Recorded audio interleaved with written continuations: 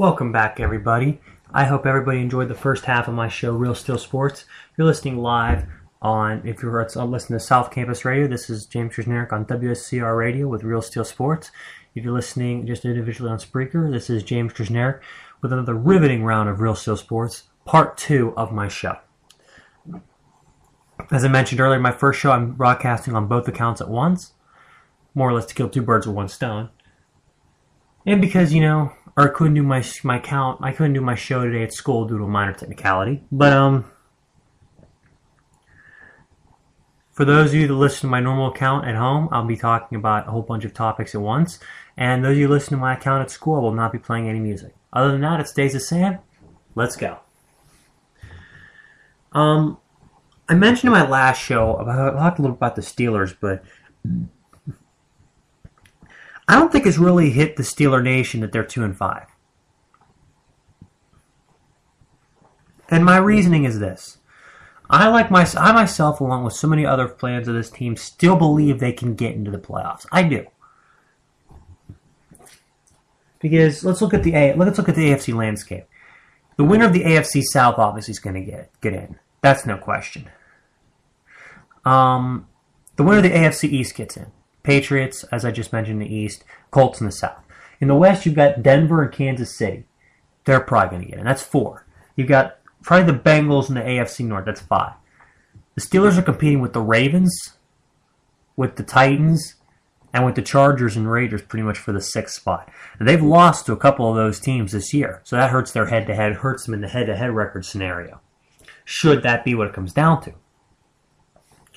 But why are the Steelers 2-5 this year? And there's a list of reasons. There's a myriad of different suspects. But I've narrowed my list down to 6 criteria. And there's 6 good reasons as to why the Steelers are underperforming this year and why they've been underperforming the last 2.5 years.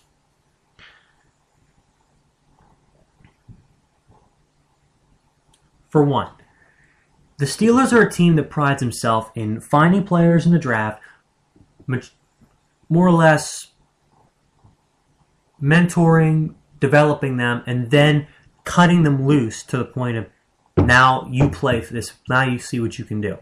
That's how the Steelers do. And when you get picks like the Cowher era was getting, then it works. Troy Polamalu, Ben Roethlisberger. Who else did they get? Who was also part of the Cowher era? Ike Taylor was a great player. Alan Faneca. Or if you acquire players in the draft like Jerome Bettis. But if you just keep bringing them in, like if you get free agents like Willie Parker. Who else? Joey Porter was a player they drafted. Aaron Smith, Casey Hampton, Chris Hoke, Brett Kiesel.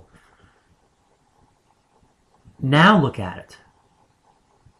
Even Kimo von Oelhoffen was a good player for us for a while. But when you don't... The last really good free agent the Pittsburgh Steelers signed was Moelde Moore.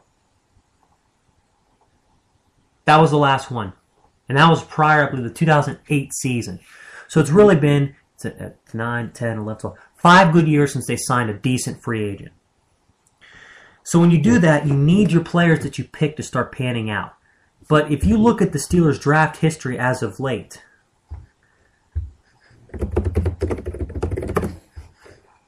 And it's easier for me to bring it up than to print out a list. Let's look at the 2008 draft. Ironically enough, that started, and that was the year that they won the Super Bowl. The 2008 draftees. That is a completely and totally lost class. Rashard Mendenhall, Lima Swede were busts. Dennis Dixon was okay at best because he could fit in he could do some spot duty. And Ryan Mundy. That was it. Then the next year, 2009, we get Ziggy Hood in the first round, who's been very inconsistent. Craig Erpic, I don't know what he's doing now. Mike Wallace is getting big money from Miami. Keenan Lewis, big money from New Orleans. Hold on a sec. David Johnson, the tight end's been a decent player. He's going to make some big play catches for us. So I guess that was the one good pick, and it was the last pick in that draft. 2010, Marquise Pouncey was a great pick in the first round. Jason World's been a good player, as Emmanuel Sanders has been a pretty good player. Jonathan Dwyer was great. Antonio Brown's been phenomenal. So, those are some okay players, but you need more than that. Then let's look at the next year, the 2011 draft. Cam Hayward's not seen much action. Marcus Gilbert's been terrible. Curtis Brown's been terrible. Cortez Allen's been great. The rest of the draft's been completely lost. Then you look at last year's draft. David DeCastro, great player. But other than that, have we really gotten anybody good? Kelvin Beachum was a very, very good pick late in the draft because he's been able to fill in when we've needed him. But the thing that I'd like to state that's been pissing me off is that, yes, I can say pissing, by the way, is that in 2010, I believe, when the Steelers took Jason Worlds, we had a chance to take Sean Lee. He was the Cowboys linebacker. He was the guy the Cowboys drafted. Where did he go to school? Penn State. How far is Penn State from the Pittsburgh Steelers? A couple stone throws away. That's it. Draft him. You shore up the inside of that defense with Timmons. So let's put it this way. The 2010 Super Bowl defense for the Steelers, if I'm correct about this,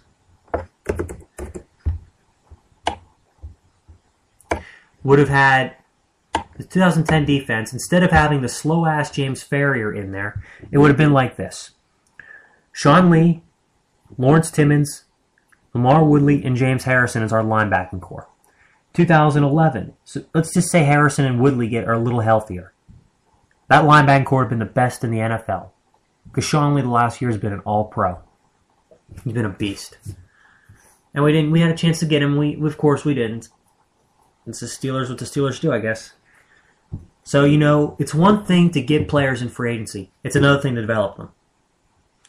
And that's the problem with the Steelers team. The guys they've been drafting have not been working out. My opinion, maybe you got to go small school guys with more hunger, more heart. Instead of these big school guys who just want the paycheck every Monday. The next problem is Art Reed II being the president of the team. He has instructed Todd Haley to run the football. I'm serious. Look it up.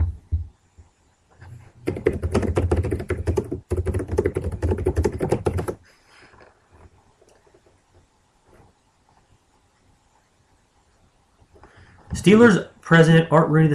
This is maybe from January 15th, 2010, but it's the point. We need to run the ball. He was unhappy that the Steelers in 2009 posted team records for passing yards. What's the big deal? Honestly, we need to run the football? Okay, that's how you won in your grandpa's days. That's not how you win now. You know what you do now to win? Look at the teams that win now. Even Kansas City throws a football. Let's see what else. Denver, New Orleans, Seattle even got some big-name free agents at wide receiver in order to come in. Percy Harvin and Sidney Rice, so they could throw the football. What else? I'm thinking. The teams on top of their divisions. Dallas and Green Bay throw the football a lot. New England's noted for throwing the football a lot. And Indy throws the football almost exclusively. And look at the teams that run the ball and just don't do anything else. Like the Vikings, who have one win. The Redskins are a losing team too.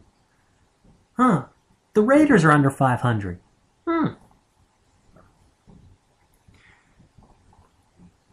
My point is this.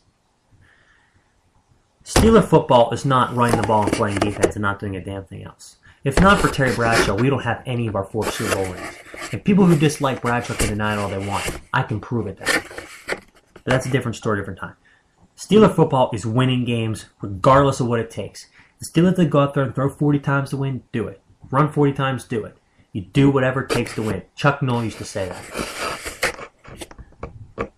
And speaking of Chuck Noll, the current Pittsburgh Steelers head coach, Mike Tomlin, along with Todd Haley, the offensive coordinator, are not so much getting out-coached. They're taking steps backwards. After the 2010 season, when Tomlin took a team in so much turmoil to the Super Bowl, and preseason doubt, to within a touchdown, to the winning drive of the Super Bowl, I had already christened him the second best coach next to Chuck Noll in Steeler history, above Bill Cowher, because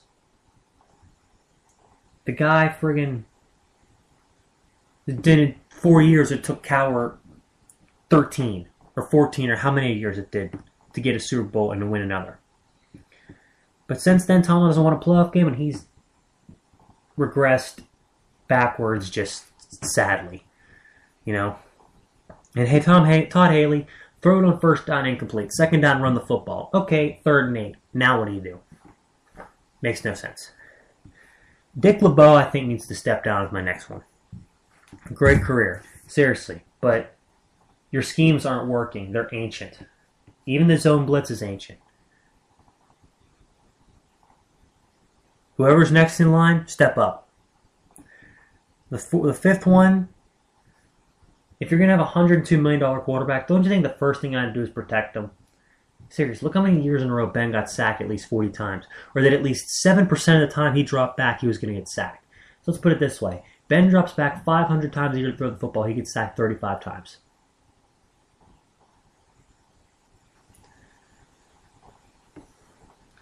And finally, poor cap management.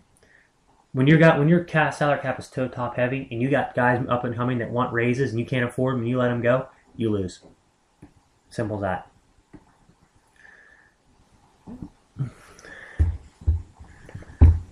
Alrighty now.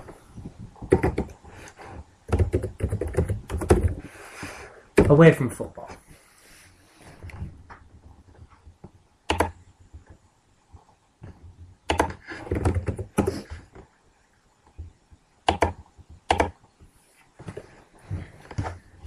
Got some NBA games right now going on. Some current games in progress. Memphis is at the end of one overtime is up 111 to 108 on Detroit. Brooklyn leads Miami 99-95. Denver trails Portland 98 to 80. Utah leads Phoenix 44-39. The Clippers lead the Kings 48-42. San Antonio's trailing the Lakers 17-13. And some finals from today. Charlotte 90, Cleveland 84. Orlando 110, New Orleans 90. Washington 102, Philly 109. Atlanta 102, Toronto 95. Milwaukee 105, Boston 98. Dallas 105, Houston 113. And in somewhat of an upset, Minnesota 100, Oklahoma City 81. For NHL, my Pittsburgh Penguins 4-2 beat the Columbus Blue Jackets. Other finals, Tampa Bay 3, Carolina Zip. Islanders 5, Senators 4. St. Louis 4, Florida 0. Minnesota 4, Montreal 3. Washington blanks the Caps 7-0. Detroit and Calgary, along with Dallas and Colorado, are both in the third period, and they're both tied 2-2. Other news, the ATP World Tour Finals was also set. The field has been set for this year's ATP World Tour Finals, and the field is this. Top seed Rafael Nadal, the number 1 player in the world. Number 2 seed and defending champion Novak Djokovic. And then the rest of the way down. Andy Murray, of course, being 3rd seed, has to withdraw due to back surgery. But here as it goes from 4 to 9, or should I say 3 to 8, with Murray's withdrawal. David Ferrer, Juan Martín del Potro, Thomas Berdych, Roger Federer, Stanislas Wawrinka, and Richard Gasquet.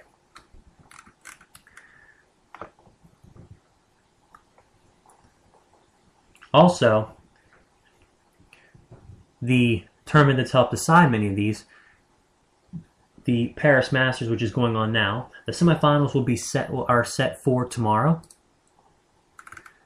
The quarterfinals from today, top seed Rafael Nadal took on 9th seed Richard Gasquet and beat him 6-4, 6-1. Djokovic took out Wawrinka 6-1, 6-4. Roger Federer defeated Del Potro 6-3, 4-6, 6-3. And David Ferrer took out Thomas Berdych 4-6, 7-5, 6-3. Ironically enough, I'm pretty sure that is the finals field for this year.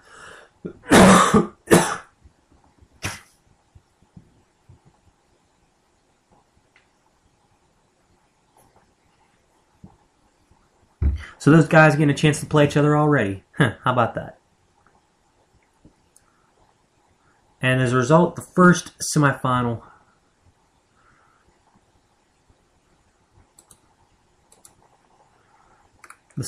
results will be decided tomorrow. Federer, not before 2:30 p.m. in Paris time, will play Novak Djokovic, and not before 5 p.m., Rafael Nadal will take on David Ferrer. This World Tour Finals is going to be an interesting one because, honestly, it's Nadal's tournament to lose. Because Nadal's never won the World Tour Finals. He's been in there 6 times. 2006, lost in the semis.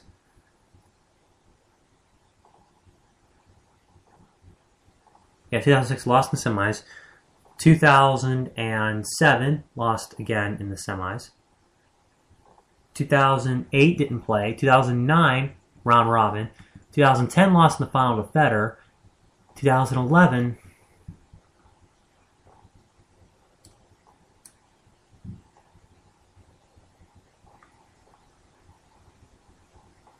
pretty sure he fell again. I'm pretty sure he fell in the round robin.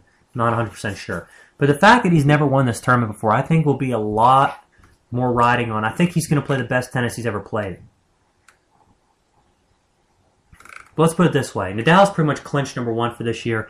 The only thing that has left to be decided is the World Tour Finals. Because in this case, pardon me, it's anyone's tournament to win. Anyone can win this, but if I had to pick one guy, I think Nadal's going to do it. I'll be keeping you guys updated on it and be telling you how it goes. My personal opinion is going to be 1 and 2. I think Djokovic and Nadal are going to play for the final. It's only destiny. And Novak winning the Aussie Open, Nadal winning the French and the U.S. Open, Djokovic reaching the final Wimbledon. They've had success at all the majors this year. Been crushing it the last few years. You look at what they've been doing since the start of the 2011 season. Djokovic has 5 majors since the start of that season. Nadal has 4 majors. So, they've won 9 of 12 majors. Murray winning 2. Federer winning 1. There you go. That sums it up. And it's going to be interesting to see how it pans out. Okay, everybody, I hope you guys enjoyed my shows for today. I'm going to kick back and enjoy the rest of my Friday night. I will be back, hopefully be back Monday morning for my show at school. Tuesday early or Monday night, late after the Monday night football game between the Packers and the Bears. I will be doing my sports show on my home account, so stay tuned. I hope you guys enjoyed it.